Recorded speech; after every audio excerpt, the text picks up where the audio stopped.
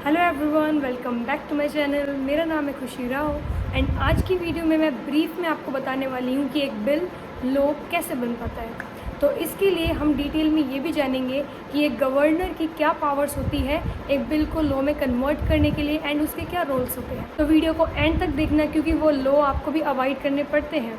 तो चलिए उसके बारे में थोड़ा डिटेल में जान लेते हैं। Let's start the video. तो बेसिकली एक बिल होता क्या है? वो एक प्रपोज़ल होता है। सिंपल टर्म्स में कहूँ तो गवर्नमेंट जो लॉ लाना चाहती है उसको जब प्रपोज करती है पहले स्टेट लेजिस्लेटिव के आगे, उसको हम बिल बोलते हैं। तो अगर आप कभी न्यूज़ में सुनते हैं कि ये बिल आया है तो ये मत समझना कि वो लॉ बन चुका है और आपको अवॉइड करना पड़ेगा। वो जस्ट एक प्रपोज़ल है। अगर वो पास होता है तो वो एक लॉ बनता है और तब नॉर्मल जनता को वो अवॉइड करना पड़ता है, यानी कि मानना पड़ता है। तो जब एक बिल प्रपोज किया जाता है, यानी कि जब गवर्नमेंट चाहती है कि ये चीज़ एक लॉ बननी चाहिए हमारी कंट्री में, तो उस बिल को सबसे पहले स्टेट लेजिस्लेचर के अप्रूवल के लिए भेजा जाता है। तो जब स्टेट लेजिस्लेचर उसको अप्रूव कर देता है देन वो बिल जाता है गवर्नर के पास। और हम ये चीज़ डिटेल में पढ़ने जा रहे हैं कि गवर्नर के पास क्या पावर्स और उसके क्या रोल होते हैं एक बिल को लेकर। तो उसके लिए हमारे पास है आर्टिकल 200 जो कि बताता है कि एक गवर्नर के पास क्या ऑप्शंस होते हैं एक बिल जब उसके पास आता है उसको लेकर। तो option number 1 is declare assent to the bill, यानी कि उस बिल को अप्रूव कर दिया जाए।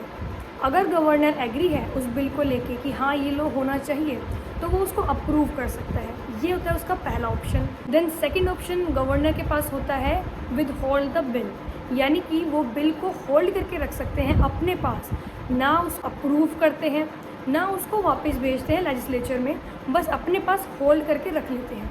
बट इस ऑप्शन को अब हटा दिया गया है क्योंकि बहुत केसेस ऐसे देखने को मिले हैं जिसमें कि गवर्नर अपने पास सालों तक बिल होल्ड करके रख लेते थे और ना उसको दोबारा लेजिस्लेचर में भेजते थे रिव्यू के लिए, ना उसको अप्रूव करते थे।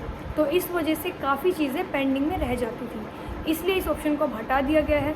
अब गवर्नर के पास सिर्फ एक तो ये ऑप्शन बचा है कि या तो वो अप्रूव कर दे, या दूसरा ऑप्शन ये है कि वो उस बिल को या तो दोबारा पीछे स्टेट लेजिस्लेचर में वापस भेज सकते हैं रिव्यू के लिए, या कुछ अपने सजेशन दे सकते हैं कि आप इसमें ये ऐड करें या ये इसमें से डिडक्ट करें। या दूसरा ऑप्शन उनके पास है कि अगर वो स्टेट लेजिस्लेचर में नहीं भेजना चाहते तो वो डायरेक्ट प्रेसिडेंट को फॉरवर्ड कर सकते हैं इस बिल को। उसके बाद प्रेसिडेंट जो कहते हैं वो ही माना जाता है और गवर्नर को फिर वो बिल अप्रूव करना ही पड़ेगा।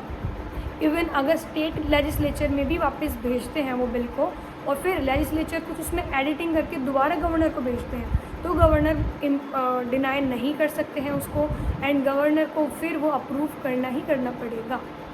इसलिए माना जाता है कि गवर्नर के पास बहुत ही लिमिटेड पावर होती है, क्योंकि आप खुद देखिए ज़्यादा से ज़्यादा क्या पावर है कि वो एक बार सिर्फ उसको सेंड बैक कर सकता है या फिर उसको प्रेसिडेंट को फॉरवर्ड करे या लेजिस्लेचर में रिटर्न एक बार भेज दे सजेशन देके अपना।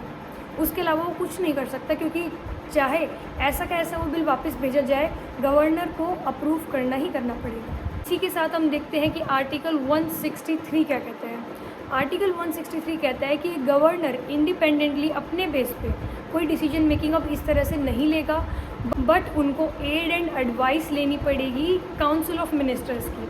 तो काउंसिल ऑफ मिनिस्टर जो कहेंगे वो ही उनको करना पड़ेगा, इंडिपेंडेंटली अपने बेस पे वो डिसीजन नहीं ले सकते। अब बात आती है कि ड्यूरेशन क्या है, कि कितने टाइम में गवर्नर को बिल अप्रूव करना ही करना पड़ेगा। इसके बारे में आर्टिकल 200 में सिर्फ इतना लिखा था कि एज सून एज पॉसिबल, बस जल्दी से जल्दी वो करे, लेकिन एक एग्जैक्ट ड्यूरेशन नहीं बताई गई। देन 2020 में एक केस आता है केशव मेघा चंद्र सिंह केस।